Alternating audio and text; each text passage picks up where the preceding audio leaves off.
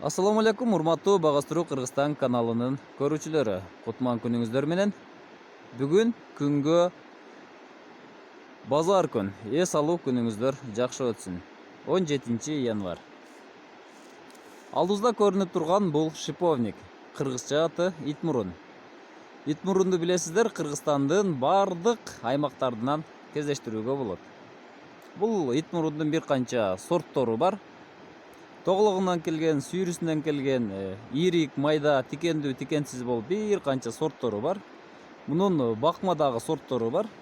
Азыр ошол бакма сортун, маданий сортун элдер көбүрөөк басым жасап, ошону көбүрөөк тигишүүдө.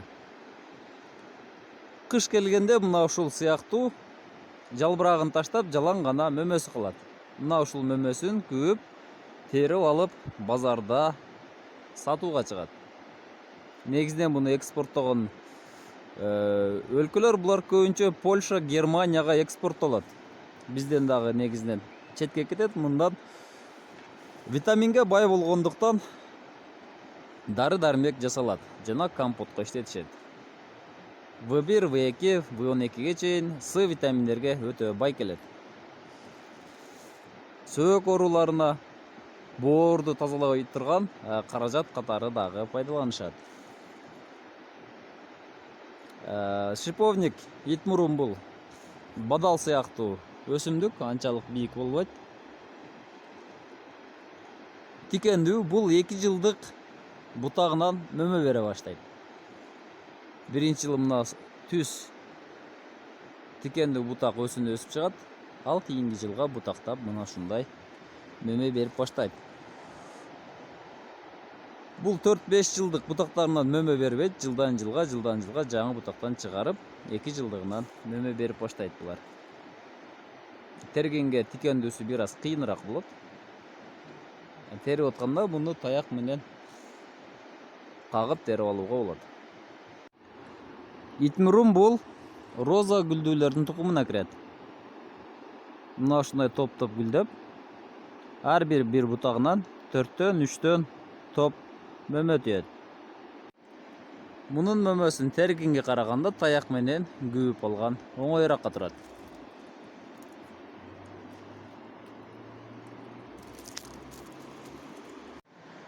Шиповникти айдалбаган жерлерге, маданий эмес жерлерге, жарларга, ушундай адырларга, кайрак жерлерге тигүүгө болот.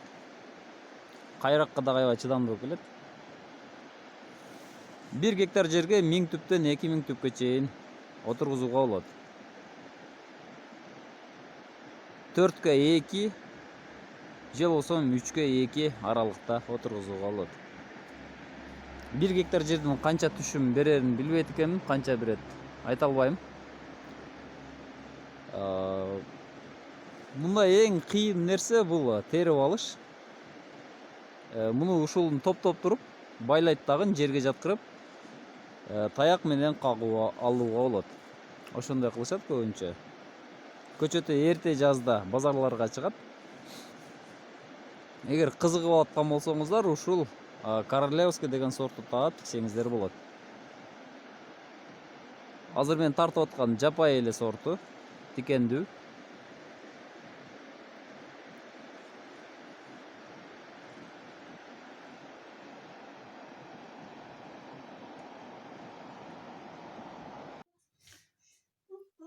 Bir saatтай убакытта 3 килограммдай итмурун тердим.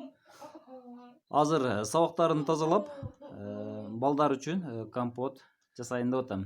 Видеонун аягында ушул компот жасаганды да көрсөтө кетейин. Бул балдар үчүн аябай пайдалуу компот болуп эсептелет.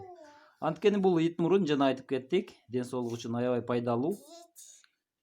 Өтү тазалаганга, боорду тазалаганга, ошондой эле даварсыкты тазалаганга. Кызым качып тур, кызым. Токтоп тур, мен тартып алайын да. Анан ичегилерди тазалаганга бул аябай пайда берет. Эгер балдардын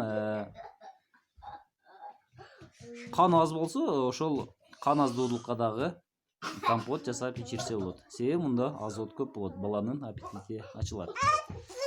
Мына ушул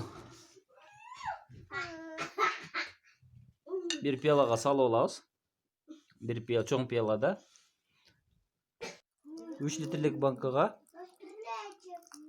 кайнак сууду жаба куябыз. Кычкылуулугун азайтуу максатында өрүк как жана алым какты кошобуз. Кошпой деле колдонсо болот, бирок ачуураак болуп калат. Татымына жараша кант кошуп ичсеңиздер болот.